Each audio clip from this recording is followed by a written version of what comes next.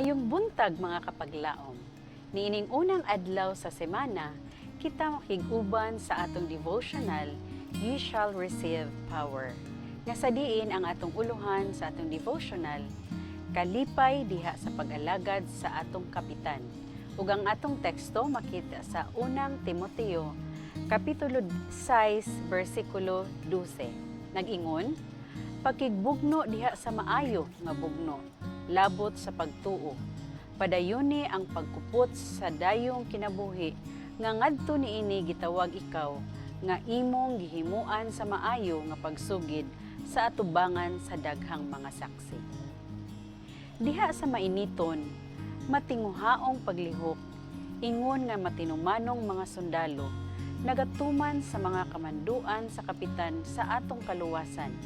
Adunay tinuod nga pagkalingaw, sama sa makabot diha sa walay laing panarbaho.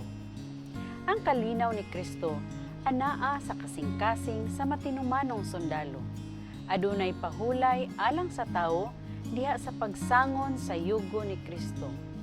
Sa pag-alsa sa mga lula ni Kristo, daw usa ka panagsumpaki ang pag-ingon nga walay pahulay alang sa kalag gawas ni anang makita diha sa kanunayon ug mahinalarong pag-alagad sa buluhaton.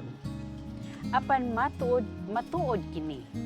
Ang kalipay moabot diha sa andam. Masinugtanong pag-alagad diin ang tanang gahom sa atong pagkatao nagalihok diha sa malipayon, himsog, nagakauyon nga lihok sa pagtuman sa mga kamanduan sa atong kapitan. Sa magdugang kadako ang katungdanan nga gitahas ngadto sa mga sundalo ni Kristo, magdugang ang pagkalipay sa kalag diha sa gugma ug pag-uyon sa manluluwas.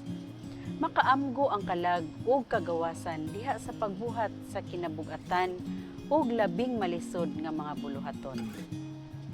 Apan kining pagbuhat sa buluhaton sa usa ka sundalo, nagkahulugan og trabaho.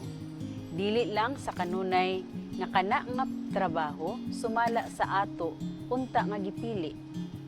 Sa unahan, ang mga kalisdanan ug mga pagsulay kinahanglan pas-anon sa mga sundalo ni Hesus. Adunay pakigubat batok sa mga dautan ug hilig sa atong natural nga mga kasing-kasing. Kinahanglan dili kita mopili sa buluhaton nga labing mauyunan nato. Kay kita mga sundalo ni Kristo, ilalom sa iyang pagpanton ug dili kita magtuon sa atong kaugalingong kalipayan. Kinahanglan makig-away kita sa gubat sa Ginoo nga maisugon. Aduna kitay mga kaaway nga pagabuntugon nga magmando sa tanan natong gahom. Ang atong kaugalingong kabubuton kinahanglan mamatay dinhi kanato. Ang kabubuton lamang ni Kristo ang kinahanglan tumanon. Ang sundalo ni Kristo kinahanglan magtuon sa paglahutay sa kalisdanan, magdumili sa kaugalingon, magpas-an sa krus, ug magsunod bisan diin magauna sa dalan ang kapitan. Adunay daghang butang ang buhaton nga masulayon sa katawhanong kinaiyahan. Ug masakit ngadto sa unod ug sa dugo. Kini nga buluhaton sa pagdaog sa kaugalingon nagkinahanglan og tininuod, makanunayong paningkamot.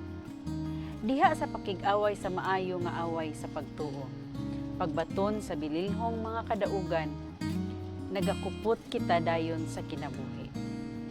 The Youth's Instructor, December 22, 1886. Mag-ampo ta mga kapaglaom. Amahan nga balaan ana ikaw sa kahitasan sa mga langit. Salamat kay Ginoo nga ikaw ang among kapitan sa among pagkinabuhi nining kalibutana. Nasayod kami o Dios nga wala gid kami sarang mahimo sa among kaugalingon. Kung wala ikaw nga magagiya kanamo sa among pakigbisog sa among pangadlaw-adlaw nga panginabuhi. Busa ako naghangyo kanimo Ginoo, tabangi ang matag usa kanamo. Tanan nga mga viewers, tabangi kami sa pagbuntog sa mga pagsulay, pinaagi sa imong balaang espiritu. Salamat kay Dios sa imong pagtubag sa among pag-ampo. Kini akong itugyan tungod sa ngalan ni Hesus nga among manluluwas. Amen.